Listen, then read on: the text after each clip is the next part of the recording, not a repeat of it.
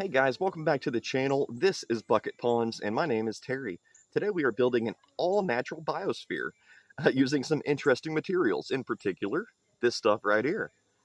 This is black cow manure. It's a bit nasty, it sounds pretty rough, but trust me, this stuff has been used to grow plants for a very long time.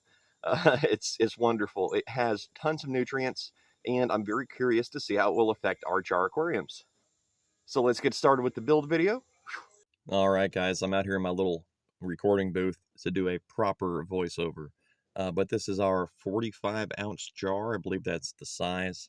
It does have a wooden lid with a silicone seal, but it is not entirely airtight. For this project, that's fine, as I believe that black cow material will release some gases as it decomposes. Please remember that every one of these builds, these weekly builds, they're all experiments. We're trying out different ideas. We're seeing what works. We're seeing what works best, and we're learning. That being said, I don't throw my experiments away. I care for them a great deal, and we keep them for as long as possible. So this is our black cow material. It looks a bit rough, and it sounds pretty nasty, but really it's just composted plant matter and partially digested. But it's been composted. It has no scent. It's also very dense, and it won't float very much, which is very important when doing a pseudo Walstad style build like we're going to do today. So I want to have a gentle incline towards the back of the tank. That'll make the project look a little deeper when viewed from the front. And I'm going to put most of my plants there in the backside. So that should work out well for us. We're going to add some of our sand. This is the same sand that I've been using in my other projects. I just harvest it from my backyard. You might not have sand where you live. You might have to buy some. You can use some play sand from Home Depot, or I'm sure there's other options, even stuff from like an aquarium store. I just like to use this material. I know that it's free and it's safe, and I can get it very easily. We're going to give the sand a little dose with our water bottle here. This will help to cement everything in place. One of the reasons I'm using this black cow, I'm testing it in this build, is it's hard for me to get all the way over to Home Depot to get that organic compost that we've used in our previous videos. That's like a 40-mile trip, you know. And this black cow material I can get at the local country hardware store for pretty cheap. And it's just easier for me to acquire it. So now we're going to toss in a few marble stones. Hopefully these will help to balance the pH a bit. I think that the black cow material will make the water slightly acidic. So I'm hoping that these marble chunks might help to balance that out a little, to leach some calcium into the water, to give us more of a neutral pH. And it seems to benefit the snails as well. Some of our algae, in particular our Nutella macroalgae, it seems to enjoy hard water, from what I've seen. So this might help as well. Though keep in mind, I'm not a scientist, you guys. I'm not a biologist. I never claimed to be. So I can be completely wrong about some of this stuff. I'm just sharing what I've learned from years of experience. So we're going to add some water. If you're building an Ecosphere at home, or a Biosphere, an open jar aquarium, whatever, be very careful when adding your water. You don't want to blow away your sand layer. And so here's our slender spike rush. I originally acquired this plant from a bog mat in a forgotten pond off in the woods at my old job. And this stuff is great. It grows really well underwater. It does very well in sealed jar aquariums. And it's also the main reason that my 10-gallon guppy aquarium has been doing so well. It turns out that spike rush is a pretty useful biofilter, and it's also very durable, very hardy, and it's very easy to grow. It's a low light plant, though I'm sure it enjoys strong light as well. This is the aquatic version, the aquatic form. You can plant this in soil, and it will grow into like a little spiky grass or sedge type plant. We're going to add some more water, and there we go. I've made a mess. Just like I was warning you guys, I poured the water too quickly. It blew away some of the sand, and it allowed some of that black cow material to escape. That's okay. We're just going to keep going. Here we have some samples from one of my most interesting jar aquaria, or excuse me, bucket ponds. Went all Elmer Fudd there for a second. But yes, this is a jar full of samples from one of my bucket ponds, which is literally a 5-gallon bucket with duckweed, plants, and snails, and all sorts of worms and things that have come to inhabit our projects on their own, as well as creatures that we've cultured.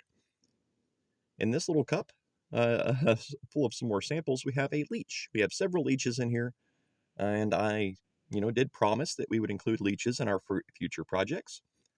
It was very hard to get them out of that little cup, but we got him onto a leaf here, and we're just going to add him right to the aquarium. There are a few other smaller leeches that we're able to just toss in there. And we have some tubiflex worm cultures taken from one of my aquariums. These are colonies. That little pink blob there, it's kind of blurry in my pipette here. I can't afford a real pipette, and honestly, they're too small. So I use a turkey baster, which works wonders. But we'll include our tubiflex worms in this project. Generally, I'm testing to see if this black cow material will hurt any of our creatures. And don't be shy if your first ecosphere looks kind of cloudy, that's normal, and you'll be surprised how good it can look after about 24 hours. There we go. The water has cleared up completely. It looks great, and I am very happy with this project so far. So the main point of this build is to see if that black cow material will release, too many toxins, or that's sort of a new age term. But I want to see if it will make the water toxic or acidic, if it will harm our creatures, if they can thrive in here. I would really like to include some of our larger boogie worms, quote unquote boogie worms. I would really like to include them in here because I'm sure that they would love that black cow material once they got down into the substrate. Unfortunately, I'm still learning about those larger boogie worms, and I'm as of yet unable to produce them. We're just now recently getting to where we can acquire and sort of breed our leeches more reliably. Excuse me. But there's our project. It looks pretty good.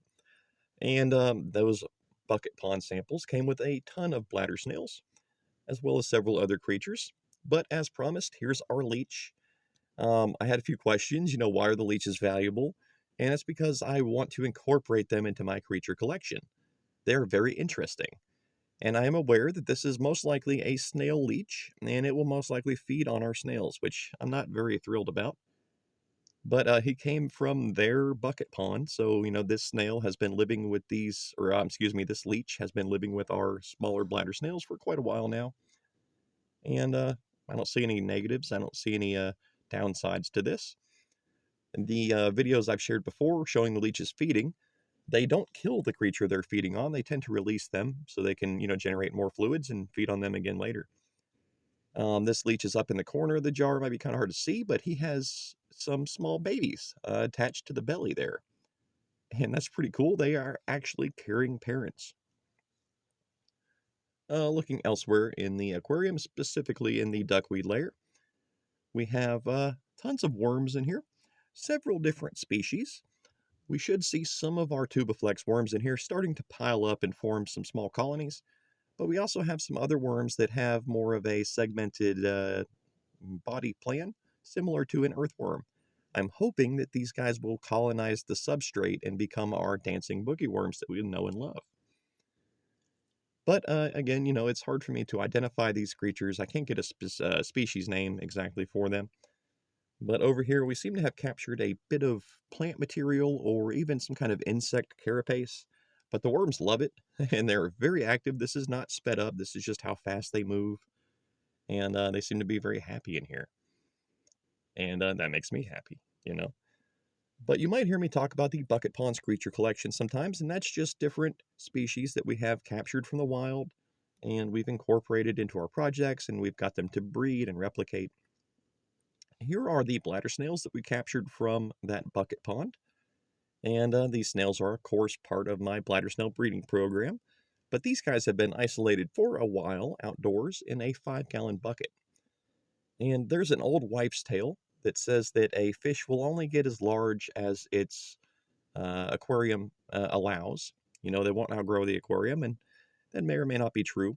But compare the size of these bladder snails to the larger bladder snails seen in my previous video. And these guys came from a small 5-gallon bucket, and that larger snail came from a big pool pond, pool pond number 2. If you're not familiar with my channel, please check out my videos. You'll see the pool ponds and the bucket ponds here and there. But these snails are much smaller. They are adults, they are fully formed, and they just happen to get about this size in that bucket pond. They are extremely well populated in there, though, and we captured quite a few of them. Now, I am using these guys a bit like test subjects to see if they can handle a pseudo Walstad style aquarium with that black cow material underneath the sand. I want to see if that will cause the water to become acidic, if it will affect their shells.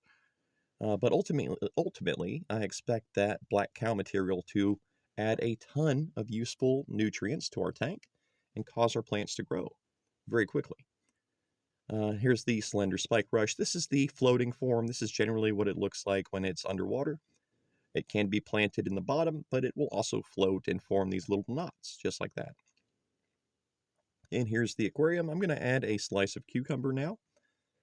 But with any luck, this will work out well, and we'll be able to make a sealed ecosphere with this black cow material very soon. Alright guys, so thanks for watching. I'm very curious to see how that black cow material affects the plants and animals in our biosphere. I hope that you enjoyed the video as much as I did. It was a pleasure to make it and to share it with you. Please like and subscribe, and join us in future videos.